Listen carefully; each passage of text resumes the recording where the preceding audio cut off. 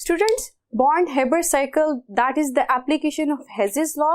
Last lecture में हमने Hess's law को डिटेल में डिस्कस किया था, जिसमें हमने क्या देखा था कि enthalpy change during a reaction do not depend upon the path followed, यानी रूट चेंज करने से एंथैल्पी चेंज नहीं होता, दैट इज कांस्टेंट। ठीक है, जब आप एक केमिकल चेंज को सिंगल स्टेप में करेंगे तो जो एंथैल्पी चेंज आएगा वो एग्जैक्टली सेम होगा जब वही केमिकल चेंज डिफरेंट स्टेप में आप फॉलो अप करें।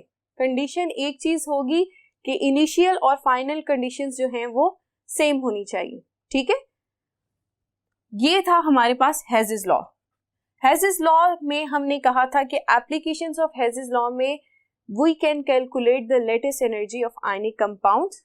बॉर्न-हाइबर साइकिल, इसके अंदर हम आयनिक कंपाउंड्स की लेटेस्ट एनर्जी को कैलकुलेट कर सकते हैं। स्टूडेंट्स, 1990 में मैक्स बॉर्न और फ्रिट्ज हेबर, ये दो साइंटिस्ट थे जिन्होंने 1990 में ये प्रपोज किया था कि हम सेवरल स्टेप्स को फॉलो अप करते हुए आयनिक कंपाउंड्स की लेटेस्ट एनर्जी को कैलकुलेट कर सकते हैं। Latest energy students directly calculate करना जो है वो पॉसिबल नहीं है। अब स्टूडेंट्स, आपके ज़हन में एक क्वेश्चन आ रहा होगा कि लेटेस्ट एनर्जी क्या होती है। तो लेटेस्ट एनर्जी हम देखते हैं, what is latest energy. Latest energy students, आप ऐसी एनर्जी को कह सकते हैं that is required to break 1 mole of an ionic solid. अगर मैं कहूंगी कि मेरे पास NaCl जो है that is 1 mole ionic solid है, इसको स्टूडेंट्स ब्रेक करने के लिए, इसका क्रिस्टल लैटिस ब्रेक करने के लिए और इसको इसके गैसियस आयंस में कन्वर्ट करने के लिए जितनी एनर्जी रिक्वायर होगी that is known as lattice energy.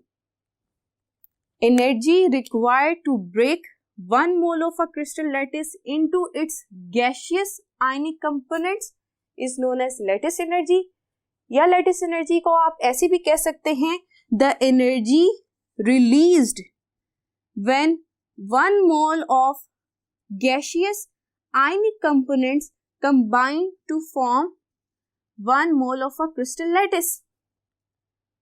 ठीक है, दो तरह से हम देख सकते हैं वो अमाउंट ऑफ एनर्जी जो रिक्वायर होती है to break the crystal lattice into its gaseous components, उसको भी हम क्या कहते हैं, लैटिस एनर्जी कहते हैं। या फिर energy released when gaseous ionic components combine to form 1 mole of its crystal lattice. तो यहाँ पर जब एनर्जी जो है रिलीज्ड होगी तब डेल्टा एच एल जो है दैट इज फॉर लैटिस, ये इसकी वैल्यू क्या आएगी, नेगेटिव आएगी। और जब यहाँ पर एब्जॉर्ब होगी to break the crystal lattice तो delta H small L is for the lattice energy, क्या होगी, पॉजिटिव होगी। स्टूडेंट्स, लैटिस एनर्जी हम डायरेक्टली कैलकुलेट नहीं कर सकते, ग्लास कैलोरीमीटर से हम इनको नहीं कैलकुलेट कर सकते। तो फिर हम क्या करते हैं कि हम बॉर्न-हाइबर साइकिल से लैटिस एनर्जी को कैलकुलेट करते हैं। किस तरह से हम देखते हैं, हम NaCl की लेटेस्ट एनर्जी कैलकुलेट करना चाहते हैं। स्टूडेंट्स, हम सबसे पहले NaCl जो सोडियम और क्लोरीन आपस में रिएक्ट करके सोडियम क्लोराइड का क्रिस्टल लैटिस बनाएंगे, उसके लिए एनर्जी ट्रायंगल जल्दी से देख लेते हैं क्या है कि sodium in its solid state reacts with chlorine in its gaseous state, क्या बनाएंगे, सोडियम क्लोराइड का क्रिस्टल। ठीक है, तो ये क्या है, a compound is from its elements. तो इस प्रोसेस को हम क्या कहते हैं, इस एंथैल्पी चेंज को हम क्या कहते हैं, एंथैल्पी ऑफ फॉर्मेशन। तो ये क्या आएगी, हमारे पास डेल्टा एच एफ आएगी। इसी तरह से स्टूडेंट्स, ये तो था सिंगल स्टेप डायरेक्ट रूट। अब इनडायरेक्ट रूट हम क्या हो सकता है कि सोडियम जो है सॉलिड स्टेट से पहले अपनी आयनिक गैसियस स्टेट में कन्वर्ट हो और इसी तरह से क्लोरीन जो है मॉलिक्यूलर स्टेट से अपने आयनिक गैसियस फॉर्म में कन्वर्ट हो। ये दो आयन्स जो हैं स्टूडेंट्स कंबाइन होकर क्या बना रहे हैं, NaCl का क्रिस्टल लैटिस बना रहे हैं। अब स्टूडेंट्स, यहाँ पर आप देखें कि जब NaCl के जो रिस्पेक्टिव गैशियस आयंस हैं ये कंबाइन करेंगे और क्रिस्टल लैटिस बनाएंगे तो जो एनर्जी रिलीज होगी हम उसे क्या कहेंगे, डेल्टा HL यानी लैटिस एनर्जी कहेंगे। और यहाँ पर स्टूडेंट्स सोडियम जो है सॉलिड फॉर्म से जब गैशियस फॉर्म में जा रहा है, गैशियस आयनिक फॉर्म में जा रहा है, और इसी तरह से क्लोरीन जो है वो मॉलिक्यूलर फॉर्म से गैशियस एटॉमिक फॉर्म में कन्वर्ट हो रही है। तो ये जो प्रोसेस है ये सिंगल स्टेप प्रोसेस नहीं है, इसके अंदर बहुत सारे प्रोसेस इन्वॉल्व हैं, इसलिए हम इसे क्या कह रहे हैं, डेल्टा HX कह रहे हैं। ये सारे प्रोसेस की जो एंथैल्पी चेंज है हम बॉन्ड हाइब्रिड साइकिल से कैलकुलेट करेंगे। स्टूडेंट्स अब आप देख सकते हैं कि delta HF formation, enthalpy of formation of NaCl from direct route that can be calculated through glass calorimeter, और हम बॉन्ड एनर्जी से भी डेल्टा H फॉर्मेशन कैलकुलेट कर सकते हैं। इसी तरह से स्टूडेंट्स हमने अभी स्टार्ट में बताया था कि डेल्टा HL यानी कि lattice energy of a ionic compound can not be determine directly, ठीक है, ये मेजर नहीं कर सकते हम डायरेक्टली। तो हम हेजिस लॉ को यूज करते हुए अगर हमारे पास डेल्टा HF की वैल्यू ग्लास कैलोरीमीटर से आ जाती है और डेल्टा HX की वैल्यू हम बॉन्ड हाइब्रिड साइकिल से कैलकुलेट कर ले तो ये दोनों एनर्जीज को हम सम अप करके delta HL lattice energy of a ionic compound calculate कर सकते हैं। आइए स्टूडेंट्स बॉन्ड हाइब्रिड साइकिल के जरिए हम इन स्टेप्स की जो एंथैल्पी चेंज है उसको कैलकुलेट करते हैं। यहाँ पर हम ड्रॉ करेंगे bond hybrid cycle for NaCl formation.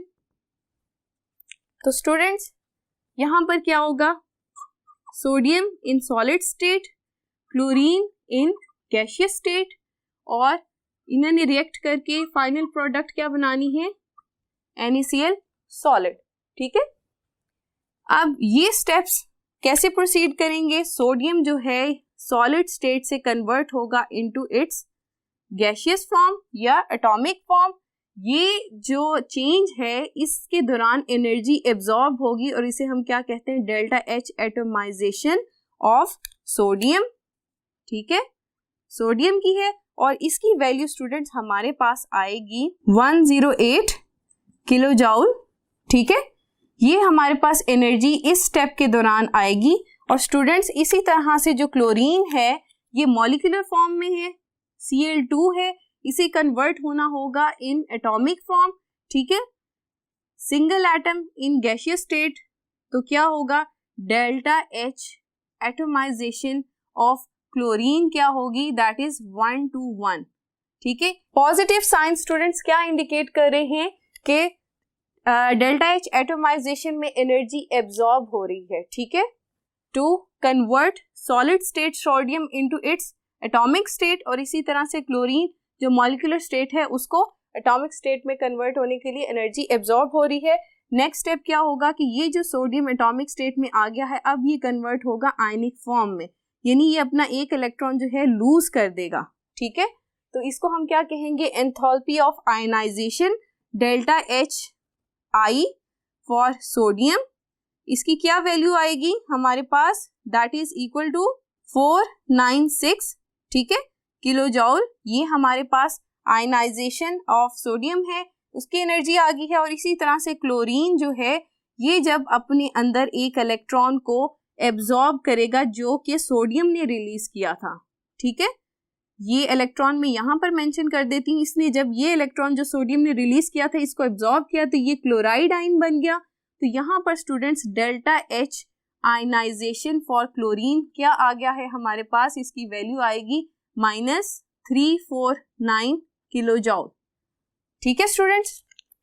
ये एंडोथर्मिक था, सोडियम के जहां पर इलेक्ट्रॉन रिलीज हो रहा था, और जहां इलेक्ट्रॉन एब्जॉर्ब हुआ है तो क्या हमारे पास एक्सोथर्मिक रिएक्शन हुआ है, -349 किलो जूल जो है हमारे पास एनर्जी रिलीज हुई है। ये क्लोरीन जो है गैसियस स्टेट में है और ये भी गैसियस फॉर्म में सोडियम है। तो स्टूडेंट्स अब हमने देखा कि हमारे पास ये जो डेल्टा HX थी from sodium solid state to ionic state, chlorine gaseous state to chloride gaseous state, ये हमारे पास आ गई है। अब अगर हम इन दोनों को सम अप करें, ये दोनों आयंस स्टूडेंट्स जब आपस में मिलेंगे तो ये फर्दर क्या बना देंगे, सोडियम क्लोराइड का क्रिस्टल बना देंगे।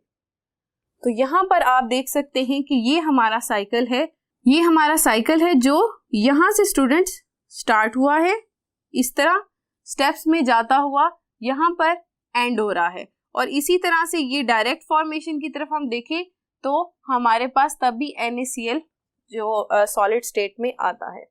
ठीक है स्टूडेंट्स, तो ये बॉन्ड हाइब्रिड साइकिल हमने NaCl के लिए ड्रॉ किया। अब हमने बॉन्ड हाइब्रिड साइकिल में जो हमारे पास एनर्जीज आई हैं उसे हमने क्या कैलकुलेट करना है, डेल्टा HX कैलकुलेट करना है। तो यहाँ पर देखें डेल्टा HX की वैल्यू क्या होगी, sum of delta H ionization of sodium, sorry पहले एटोमाइजेशन आएगी, ठीक है, उसके बाद हम एड अप करेंगे delta H ionization of sodium, फिर एड अप करेंगे delta H atomization of chlorine and final add up करेंगे delta H ionization of chlorine. ठीक है, अब वैल्यूज पुट करते हैं। फर्स्ट वैल्यू हमारे पास क्या आई थी, 108 पॉजिटिव में थी। सेकेंड वैल्यू हमारे पास क्या आई थी, 496। और इसी तरह से थर्ड वैल्यू जो delta H for atomisation of chlorine थी 121 आई है। और लास्ट हमारे पास वैल्यू है दैट इज -349 ये। तो स्टूडेंट्स इन तमाम एनर्जीज को जब हमने सम अप किया तो हमारे पास वैल्यू आती है 376 किलो जूल। ये क्या है, डेल्टा HX की वैल्यू है। ठीक है स्टूडेंट्स, अब हम हेजेस लॉ की तरफ दोबारा वापस आते हैं। हेजेस लॉ हमें क्या बता रहा था कि हम यहाँ से डेल्टा HL लेटिस एनर्जी जो है वो कैसे कैलकुलेट कर सकते हैं, जब हमारे पास डेल्टा HF हो और डेल्टा HX हो। ठीक है, तो स्टूडेंट्स डेल्टा HX हमने बॉन्ड हाइब्रिड साइकिल से उसकी वैल्यू कैलकुलेट कर ली है, 376 हमारे पास आ गई है इसकी वैल्यू। और डेल्टा HF जो है हमने ग्लास कैलोरीमीटर से इसकी वैल्यू -411 यानी -411 जो वैल्यू है डेल्टा HF की है, डेल्टा H फॉर्मेशन की है, जो हमने अपने डेटा से थ्योरेटिकल डेटा से मालूम की है। तो दोनों वैल्यूज अब आ गई, हम इजीली डेल्टा HL कैलकुलेट कर सकते हैं अकॉर्डिंग टू हेजेस लॉ।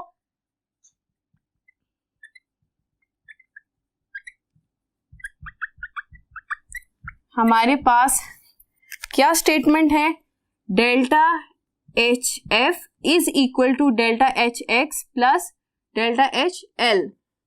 इसी तरह से जो डायरेक्ट रूट है और इनडायरेक्ट रूट के एंथैल्पीज का सम अप होता है। अब यहाँ पर स्टूडेंट्स हमने डेल्टा H को कैलकुलेट करना है, तो हम क्या करेंगे, delta HF minus delta HX is equal to lattice energy हमारे पास आ जाएगी। वैल्यूज पुट करते हैं, डेल्टा HF की वैल्यू है -411 और हमारे पास डेल्टा HX की वैल्यू है दैट इज -376। तो फाइनल लेटिस एनर्जी हमारे पास कितनी आ जाएगी, डेल्टा HL की वैल्यू आ जाएगी दैट इज 787 और यहाँ पर साइन क्या आ जाएगा, माइनस साइन आ जाएगा। तो ये जो वैल्यू है that is for the lattice energy of NaCl। Okay students, तो दोबारा से अपना लेक्चर रिवाइज कर लेते हैं। हमने देखा कि बॉन्ड हाइब्रिड साइकिल से हम लेटिस एनर्जी को कैलकुलेट कर सकते हैं, क्योंकि लेटिस एनर्जीज जो हैं वो हम डायरेक्टली कैलकुलेट नहीं कर सकते, ना ही कोई हमें इंस्ट्रूमेंट जो है वो इसकी वैल्यू दे सकता है। तो इसके लिए हमने क्या किया कि हेजेस लॉ का एनर्जी ट्रायंगल ड्रॉ किया NaCl के लिए, और फर्दर हमने देखा कि delta H formation glass calorimeter से हम मालूम कर सकते हैं। लेटिस एनर्जी हमने कैलकुलेट करनी थी, और डेल्टा HX जो है ये जो स्टेप में काफ़ी स्टेप्स इन्वॉल्व थे जो हमने बॉन्ड हाइब्रिड साइकिल से देखा, उनका डेल्टा X जो है हमने कैलकुलेट किया। किस तरह से सोडियम जो था वो सॉलिड स्टेट से पहले एटॉमिक स्टेट में कन्वर्ट हुआ, एटॉमिक से आयनाइजेशन हुई उसकी, और इसी तरह से क्लोरीन जो है मॉलिक्यूलर फॉर्म से एटॉमिक फॉर्म में कन्वर्ट हुआ और एटॉमिक फॉर्म से आयनिक फॉर्म में कन्वर्ट हुआ। इस दौरान जो एनर्जी चेंजेस आई उनको हमने कैलकुलेट किया, तो हमारे पास डेल्टा HX की वैल्यू आई। ये वैल्यूज हमने स्टूडेंट्स पुट की हेजेस लॉ की इक्वेशन में, और हमने अपनी lattice energy for NaCl calculate कर ली। तो स्टूडेंट्स अब आप कह सकते हैं कि बॉन्ड हाइब्रिड साइकिल से हम आयनिक कंपाउंड्स की लेटिस एनर्जी जो है आसानी से कैलकुलेट कर सकते हैं। तो स्टूडेंट्स, आज का लेक्चर हमारा यहाँ पर ख़त्म होता है। ये चैप्टर 7 का लास्ट लेक्चर था। अपना बहुत सा ख्याल रखिए। अल्लाह हाफिज़।